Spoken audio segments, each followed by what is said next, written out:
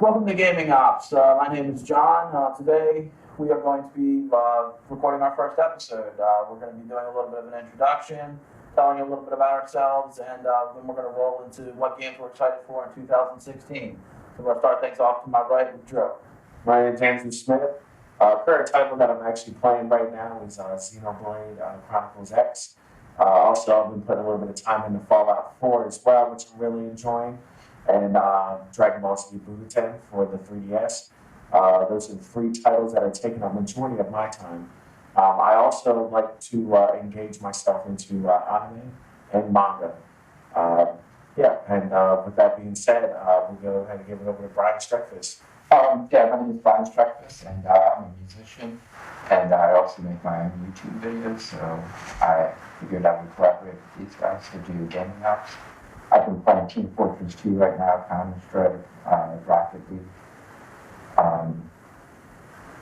Total Annihilation, which we could do a game review someday. Yeah, we could definitely do that for like Throwback Thursday. And I'm also into all the retro stuff too. I mean, We're going to be doing a lot of Throwback Thursdays on here. So what's our topic about today? Well, mainly we're going to be talking about the games we're excited for that are coming out next year. My name is John Haney. Current title that's taking up most of my time is Xenoblade Chronicles X. Such a good game. Oh, it's so good. It's such a good game. I dipped into Black Ops 3 a little bit. It's all right. I like anime, mangas. Same as these guys. That's pretty much it for me. So jumping right into our topic for today. What games is everyone looking forward to in 2016? John, we'll start with you. All right, well, the top game I'm excited for next year is Battleborn. I played the technical test for it. I'm not really allowed to talk much about it, but it is awesome. It's made by the people that make Borderlands, which is my favorite game. I love Borderlands. It does play a lot like Borderlands. It's class-based. It's four-player. It's up to four-player co-op, and it's a lot of fun from what I've seen. I'm really excited for it. Pass it off to Drew. Yeah, probably one of the bigger titles that I'm looking forward to in 2016 is in the spring Pokken tournament. Oh yeah. That I'm really excited for that. I've been waiting for that game to come over here to the West for a while now, and now that it's coming in the spring, and they also are making an exclusive controller for the game as well. So we'll see how it does when it comes here to the States. We'll see what it comes out with. Hopefully release maybe a DLC or something in the future to add more Pokemon. But that's the one big title, and hopefully Kingdom Hearts 3. But we're, of course, the way things are nowadays, we're not promised that this next year. So those are some of the top titles, like two titles that I'm waiting for. There's a whole wide variety out there that I can go on hours about that I'm looking forward to. Those are the top two main ones that I'm looking forward to. Brian? Like I said earlier, Total Annihilation just came out a week ago on Steam, and so I've been playing that. And also, one thing I'm looking forward to is Final Fantasy VII remake. Oh, nice. Yes, that's going to be good. How do you feel about them doing it to where it's going to kind of be episodic? How do you feel about them doing that? So just releasing everything on one disc and giving it to us fans. I mean, I guess that's different, isn't it? Yeah, well, one reason why they said that it was going to be released that way is because every section of the world is so big that they can't release it just on a single CD, kind of like how we had the 3-disc back in the day. Yeah. So, I feel it could be a very smart move. Now, one question I have is, Are we gonna buy the copy of the game for $60 and be able to download all of this for free? Or are we gonna have to pay like for a season pass or something for like $35 or $5-10 every time a new episode releases? I hope they don't do that. It seems that's where all these video game companies have been going in the direction of as of lately. Not a big fan of it. I feel like we're just more geared towards the internet aspect, and everything's geared towards multiplayer. I know it's 2015. Internet's at its prime. Yeah. But at the same time, it's like I grew up playing campaigns and stories, Oh, yeah. and that's where I made most of my memories. It was not online with people I've never met before in my life. It was the people I had over in my living room. Yeah. That topics the video all the time. Yeah. Plus the trend of games being free, but then you have to pay. That seems to be more common.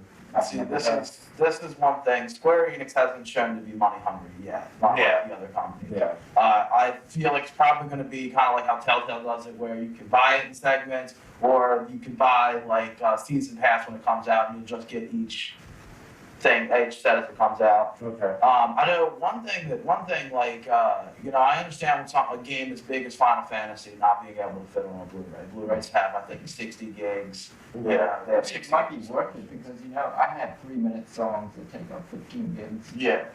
But I have, like I said, Blu-rays only have 60 gigs of storage space on them. But what I don't understand is, and I understand graphics play a big part of it, but what I don't understand is why a game like Call of Duty, Black Ops 3 is 50 gigs. It's got a 12-ish hour campaign. Yeah. It looks immaculate. It looks immaculate. But then you got Xenoblade Chronicles, which is Xenoblade Chronicle X is on a DVD. Yeah. It still looks beautiful. It's not quite PS4, obviously, but it still looks beautiful, and the world is huge. Yeah, 4 continents big. It's ridiculous. How these companies need to learn some kind of compression or something, because how are you going to be able to fit all of that onto a DVD, but then take up a tenth of my PlayStation's storage space for a 12-hour campaign? Yeah, exactly. Yeah, I'm right there with you on that one. I feel pretty much the same way about the whole thing. It's DVDs that one then, Yeah. flash drive. Yeah, exactly. Well, they're talking about it's speculation right now that the new Nintendo console is going to be doing SD cards, because you put up 128 gigs on a small SD card, so it'll almost be like Nintendo 3DS cartridges, but have capability of 128 gig storage system. Yeah. So that could be good for the future. As long as I'm still getting a hard copy, I don't mind that. Yeah. Hopefully it doesn't go straight digital. Yeah. I'll be very upset if Yeah. something that ever happened. I will immediately, and I probably shouldn't, I will immediately label that system as a failure.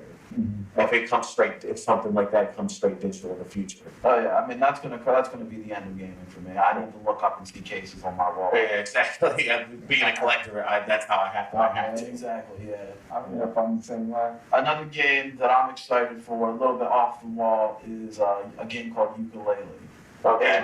It's coming out from the Wii U. It's made by the same people that made Banjo-Tooie and Banjo-Kazooie. Yeah, I did see that. It did look pretty good. It looks basically exactly like Banjo-Kazooie. You play as a lizard and your companion's a bat. I think, Yeah. And it literally looks exactly like Banjo-Tooie. But that was my game when I was a kid. Yeah, I'm right there with you on that one. Yeah, so I'm really excited for that. Got anything else? Any other games? How about we speak about how about a little bit of Last Guardian, the game that's never, eventually, somewhat, maybe one day, going to come to be. Allegedly, it coming out next year. It's on the list. It's on the list for all the major sites to come out next year. Yeah. So we'll hope, because we've heard that since the beginning of PS3 era, and Shadow Colossus was PS2. We've been waiting for this for a long, long time. Yeah. Hopefully it comes out and it's not a bust. I really hope it's not, because it's been canceled and reshot and redone. It's I think 2 or 3 times now. So we'll hope that it's everything that we hope it is to be. But we know what usually comes with too much hype put into video games. I just hope that it doesn't have the control issues of Shadow of Colossus. Yeah, we'll definitely, that was the PS2 era. A lot of games had that lag, receiving, difference between the controller and the system. So, and it's crazy too, because, we had a lot of controller problems back in the day growing up. and it's directly into the console. And nowadays, I feel like we have less controller problems, and Yeah. delay, and it's wireless. Yeah, that's crazy. The last game I had in my mind for next year is No Man's Sky. Oh, nice. Yeah, No Man's Sky looks real good. Hopefully, they do it well. Yeah, No Man's Sky is going to be epic. For those of you that haven't seen it yet, I mean, the galaxy that you get to explore is literally infinite. Yes. I mean, there's a video online that I saw. I think it was shot at E3 where they were demoing it, and he was like, "All right, let's take a look at the planets we can go to." And he starts out in the center, and you start zooming out and zooming out. He zooms out for a good 45 seconds. Yeah. And every star that you see has planets that you can go to. I mean, it's literally an infinite galaxy. So far, what we know is that you're going to be able to go around and explore planets, find new animals, find new, creatures, new plants, all kinds of new stuff. Hopefully, it's not just an exploration game. I hope that there's actually a point to what you're doing. I hope that there's some, story. Yeah, some kind of story. I hope that there's a point to what you're doing, and it's not just random searching the galaxy to find stuff. That I don't know. I don't know if anything's been said on that. I just missed it. But I hope that that's not all it is, because it has such potential to be an amazing game. Oh, yeah, it does. It does look like a really good, especially for today's day and age, especially with a galactic space explorer. Yeah. We're getting to the point where technology in real life can almost see what the hell's out there nowadays. To a point, not all the way through, but then, it opens up your mind playing a game like that. It brings you back to being a little kid again. It's like, I can do so much and go to so many different planets. I'm not just stuck to one planet. And also, I can see what planets my friends have explored and go explore those planets, and link them to these other planets that I've explored that they haven't come across or past, I mean, if they do it well, I mean, it has the potential to be this generation's Ocarina of Time. I mean, when I was a kid, Ocarina of Time was huge. It was one of the first 3D open world games. Yeah. As a kid, it blew my mind, the vastness of where I could go. I mean, as an adult with modern games, I mean, Ocarina of Time is rather small. But as a kid, I mean, that open world aspect was huge. Yeah. And now these kids, if they get this game and it ends up being what it claims to be, I mean, the open world in this game is going to blow your mind. Yeah. Yeah, I totally wholeheartedly agree with that. Oh, I do have another one I thought of. Doom. Yeah, but That hopefully that does not disappoint. I grew up on Doom and Quake, being real young, being a big PC gamer growing up. Because obviously my mom was always willing to buy PC games over console games. yeah, So, I played countless hours of Doom. And, and watching the new video footage of Doom from E3 this past year, I was blown away. And I had bought a copy of Wolfenstein, which guarantees me beta access that I'm still waiting on, to hear anything back about. But I really, really hope that this Doom does well. I hope it kind of rekindles the franchises back to where it was at one point. Yeah, it's always great. So you can always go back and revisit the old one. It's still fun, to this day. So. I think they'll do Doom justice. I mean, Bethesda did a real good job with Wolfenstein. Yeah. The New Order was amazing. If you haven't played it, The Old Blood is a $20 prequel to New Order. Yeah. It's it's a $20 game. It's only got about a 12-hour campaign, but I mean that's worth $20. Yeah. I Take a lesson, Call of Duty. But for real, I mean, if you played the New Order and you liked it, pick up The Old Blood. It's totally worth it. It's a real good campaign. It has a few new weapons, but Bethesda's doing a real good job with this. Another game. This one's a little unknown. You guys probably don't know it. It came out on PC a couple of years ago. It's a game called Shadow Warrior. It's a reboot of one of the first shooter games. It came out in the same era as Wolfenstein 3D. But they rebooted it a couple years back for the PC and then ported it to the PlayStation 4. It was a pretty solid game. I mean, it's definitely less serious than Wolfenstein. It's more of a comic shooter. Okay. But they're coming out with a second one. They're coming out with Shadow Warrior 2. I believe it comes out next year. I don't know if they actually have set a release date for it yet, but I've seen videos and it looks pretty complete. This one's taking the game and it's evolving. You can definitely tell that this is a sophomore game in the series. There's a lot more abilities. You'll be able to cloak and stuff like that. It'll be drop in, drop out 4-player co-op. Yeah. So, it looks really good. Like I said, I know that's a more unknown game, but if you're a fan of shooters, definitely go check out Shadow Warrior. It's PC and it's at PS4 and Xbox One. Yeah. So we started out the podcast earlier. We brought up Xenoblade Chronicles X. We brought up Final Fantasy VII remake. What about Final Fantasy 15? Final Fantasy 15 is going to be epic. We were promised it as a launch title 2 years ago on the PS4. I know a lot of people are a little butthurt that we haven't seen it yet, but Square's taking their time. They realize that they've really let us down with the past few Final Fantasies, And they just kind of shove them down their neck, just kind of shove them down our throat. It's been confirmed that Final Fantasy 15 is playable from beginning to end now. It's finishing touches. So they're in the polishing stage. We'll probably see it as a November release. It'll probably be a Christmas release. That's what I'm thinking. Um, Yeah, I would even think that or early summer release. yeah, something like that. It's coming up. It's right around the corner. Is it gonna be like turn-based or? No, it's going to be kind of like how Xenoblade Chronicles X plays. It's gonna. I thought it was gonna be more like Zelda. Yeah, I mean, it's going to be kind of like the realm where you kind of like Xenoblade Chronicles X, the KOTOR deal, but it's going to be more free based. I believe you have more control. Yeah, over I believe it's basically. If you push like square twice, you swing your sword twice. Yeah. So it's gonna play a little bit like Zelda. And I think that's a good move for the company. I mean. Yeah, I mean, they were doing that with Kingdom Hearts at the beginning, so I Yeah. mean, it's just when they first introduced that system into like the Kingdom Hearts series, people loved it. People were like, why have you not? So they were just breaking into that kind of technology. Yeah, see, I'm not I'm a huge Final Fantasy fan. I've played 13. I'm not a huge fan of those combat systems. Yeah.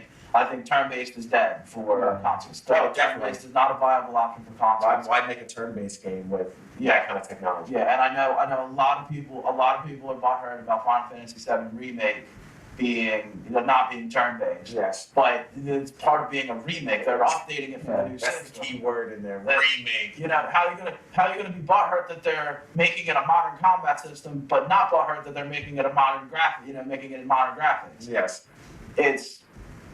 That's ludicrous. How are you gonna be mad at one thing but not the other? That's just how that's how fans are. Yeah. It's like, I'm sorry, turn-based is dead for consoles. Turn-based, I'll do it in 3DS. I'll do it in Pokemon. I'll do it in Yokai Watch. I'll do it in the Digimon game. Whatever. But it's a handheld thing. I'm not gonna sit here and do turn-based on my PlayStation. Yeah, I feel you on that one. Definitely, I can see how that is now, especially why. But we had to play turn-based games back when we were because they have that kind of technology to have a whole wide sandbox open world game go wherever you please, really. Yeah. With a PS2 or PS1 era. Slowly at the end of PS2, beginning of PS3's life, when they slowly started getting the technology to where they're like, okay, we can make this world a little bit bigger, a little bit more to explore. We're not so stuck and grounded to one central area because of our mapping or our engine that we're using. So, I mean, it definitely, in my opinion, you have to do an open world, free combat based. And it's like a separate screen thing too, like the Final Fantasy, you hear that music. Yeah. And it warps you into the battle, you know what I mean? That's almost a bit unrealistic. Yeah, why is there that? The Xenoblade just plays music. Yeah, I think they got rid of that. I don't think in 7 Remake, I don't think you're going to be going into like a field or an arena. Like, I think that the enemies are just going to be in the world and you just fight them. But yeah, that's what I was gonna say. I think that they're gonna bring in a whole new crowd of fans with these two Final Fantasies, with the open world aspect and the modern combat system, because that's what people want. I mean, some of the hardcore original Final Fantasy fans are butthurt about it, but I mean, there are certain